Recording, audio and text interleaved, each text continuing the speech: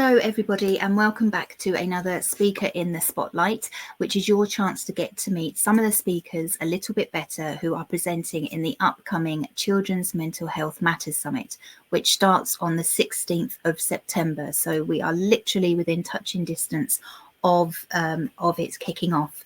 If you haven't yet got your ticket, they are free and you can get them from the website, which is with this interview, and it is simply Children's Mental Health Matters Summit.co.uk. So head over there, you'll be able to see the full lineup of speakers and be able to get your ticket to join us. So without further ado, let's welcome our speaker, who is Moira Healy. So good afternoon, Moira. Hello, thank you for having me on. Thank you for joining us. How are you today?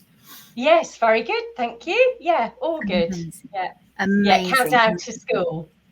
But yes. Yeah, apart from that, all good. Yes, it can't be. How many days is it? Well, my son goes back in a couple of days. Yeah, so yeah, we're eking out the last of the summer. Yeah. Amazing. So, well, thank you for your time today. So I'm just going to hand straight over to you and ask you to give us a little introduction to who you are, you know, not the businessy side of stuff, or, you know, just who you are, what you like doing, and that sort of thing, a little bit more about you as a human. Yeah, okay. So I'm Moira. I am human. I have a son, which I've already mentioned.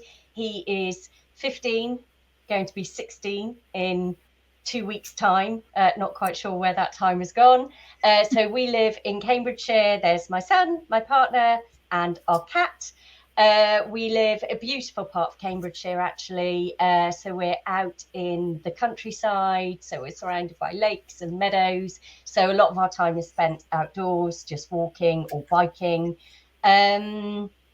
What's to say? I do spend quite a lot of time outdoors, actually. I do an outdoor boot camp 3 times a week. So that keeps me semi-fit and semi-sane. We like food. My partner's an actor, so we're very much into movies and theatre. And I like to read. Amazing. Very, very, very normal, but yeah, happy. Awesome. Amazing. It's lovely to get to know more about you all. And so if we want to move on a little bit now to talk about your business and what it is you do, who you help, and sort of why you chose to start that and go down that road. Okay, so I'm an emotions release and trauma release practitioner. I'll make that, and that's kind of how I started all this, actually. So I retrained as that just before COVID, but I'll go into that in a minute. I'm also a youth advocate. I work for a charity called NIAS, and I'm also the host of a podcast called Your Teen Anxiety and You. So where it all started really was this retraining that I did just before COVID, which was as an emotions and trauma release practitioner. And through that, just developing the awareness, the techniques, the tools, and the insight around how much our emotions dictate our behaviors, and essentially our life, but also very much how influential our emotions are in terms of our emotional well-being, obviously, but also actually our physical well-being. So that technique looks into how emotions can actually get trapped in the body. And I won't go into the technique here, but where that led me, because it coincided with COVID, during COVID, my son, who was then 11, started to change from this bright, active, motivated, lovely, chatty boy to becoming anxious, demotivated, self-critical, quite self-conscious, because of the effects of lockdown, being pulled out of school, the isolation, just this big life-changing event that COVID was. Because of the work I was doing, I was able to actually, looking back on it, quite easily transition out of that anxiety. Not just because I could see what was going on for him, but also because all of that training had actually changed me as a parent and how I reacted or responded to things. So it was kind of this, it was almost like divine timing for my own personal situation. Like I say, he was 11 at that time. And luckily his anxiety didn't last very long. But it really shone a light for me on how many children, and specifically teens, now it suffer from anxiety, and it's an ever-growing issue. So when it came to, I had started off helping people generally, a lot of women, just with looking at their emotional well-being or non-well-being, the physical ailments that were cropping up. But when it came to, right, okay, how do I actually really want to use this work? It was just well, it felt very natural to me that I concentrate on children and teens. And I specifically work with teens and parents now. But to be honest, this work, you can start this work when they're a toddler, you know, and especially the work on yourself, you can start really, really early. So essentially that's where it all started. And out of that came the podcast. And yeah, the podcast is now very much what I focus on and how I choose to get that message out there to parents who are struggling. Yeah, amazing, and it is becoming an ever growing thing, with anxiety, and children are getting younger, aren't they, as well, with everything. So it's amazing what you do to help those people. So your links will go with the interview, but people tend to be in one place more than once, or there's the best way of contacting someone if they wanted to find out a little bit more about you and what you do and your podcast and things like that. Where would be the best place for someone to contact you? So I've got a direct website, that's www.moirahealy.com. But best place, to be honest, is hang out at the podcast. Come and listen to the episodes. The podcast is called Your Teen Anxiety and You, found on all major platforms. But if you also want to follow me on social media, that's at Teen Anxiety and You. So yeah, any of those places, yeah, come find me. Awesome, incredible. And we will also make sure that the podcast link is with the interview as well, so as you can go and give that a listen. So a little bit of a change of direction, really. So it's your first year joining us at the summit, which is amazing. What was it that drew you into wanting to be part of it this year? I just think getting 50, I didn't know it was going to be 58 speakers at the time, but being able to have access to over 58, I think, have you got 59 speakers, ranging from parents to professionals, and in one place over 10 days, there is not enough support out there for parents who are struggling.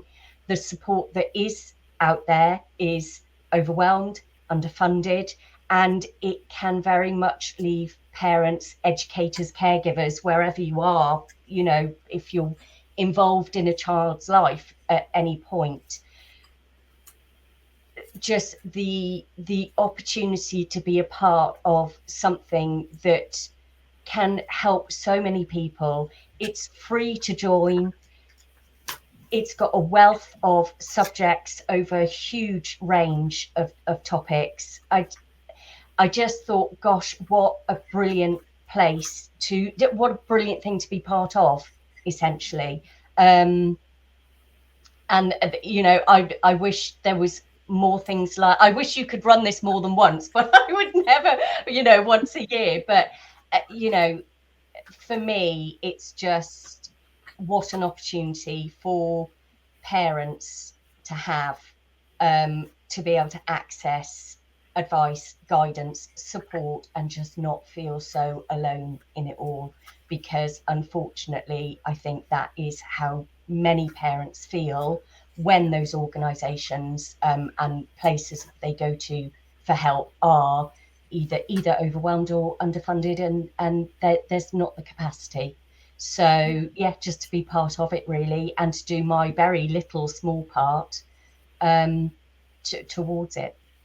Yeah, thank you, and thank you for being a part of it. And that is one of the reasons why it was created, because this is our 3rd year and it is an annual event. So you know, it is to get that awareness and to provide those parents with some hope, because it becomes very isolating at times, and it's just sort of to show people that there are a lot of us, and this, you know, that there are more than the speakers in this. There's just only a certain amount of capacity to hold people, but you know, there are people out there that can see and hear you, and are willing to help and to try and give parents and caregivers that hope that there is you know, those people out there. And so as we're coming to the end of this, would you like to give us a sneak peek as to what it is that you're going to be sharing this year in the summit? Yeah, so my talk is When School is Not So Cool, how to support your teen or child, it's not teen specific, through emotions-based school avoidance. Now, school avoidance is becoming more and more of a thing, whether that be sporadic days off, whether that be a consistent avoidance or refusal to go in, and it can leave parents feeling so helpless.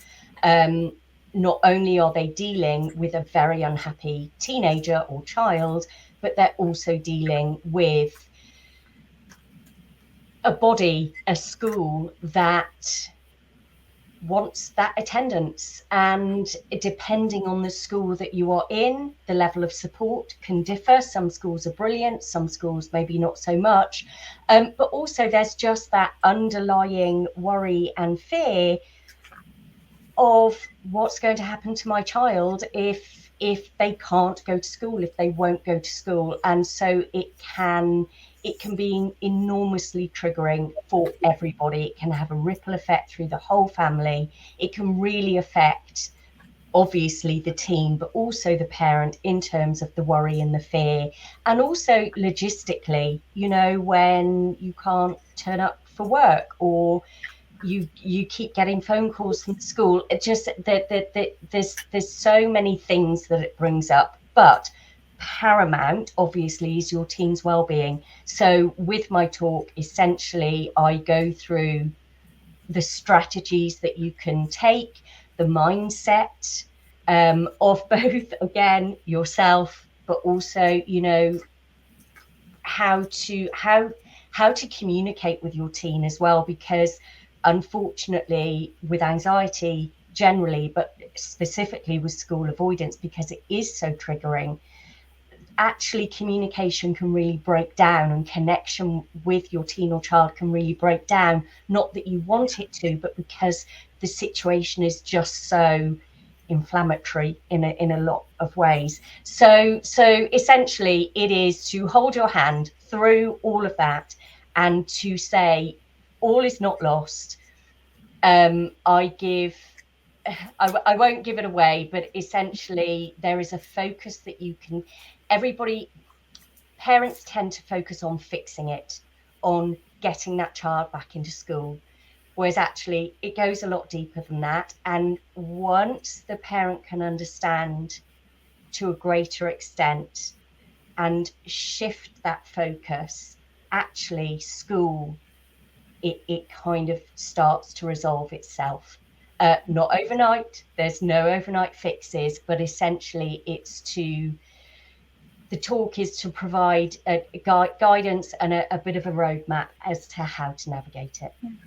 And that's amazing and so valuable, having sort of experienced that. And I know, you know, when you talk about how every, you know, the stress levels, because, you know, parents don't mean to, but the school's on your back and you just end up yelling because you need to get them in, and it's not, you know, and one of the phrase, you know, school refusal, really, I really don't like the terminology, because it's not that they're refusing, it's that they're physically unable to attend. It's like it's very different to someone going, no, I'm not going, to like someone who is having anxiety attacks and being ill Yeah. because they, you know, they physically can't. And I think that people are becoming a little bit more aware of it, but also the number of EBSA, you know, cases is increasing like astronomically. So I know that your talk will be extremely valuable to many parents and caregivers out there watching. So please do tune in to Moira's talk and find out a little bit more about EBSA and how you can work through that.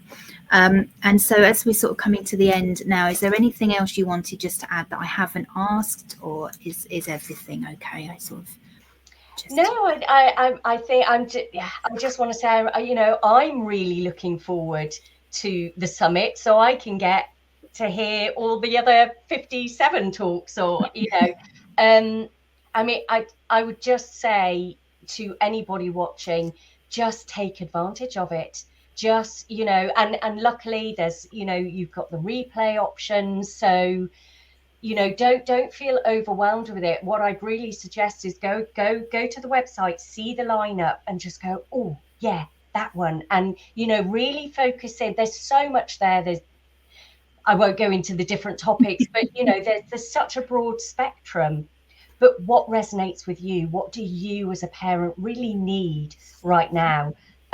So yeah, just take advantage. The lovely thing is, I know each talk is only about 20 minutes to half an hour.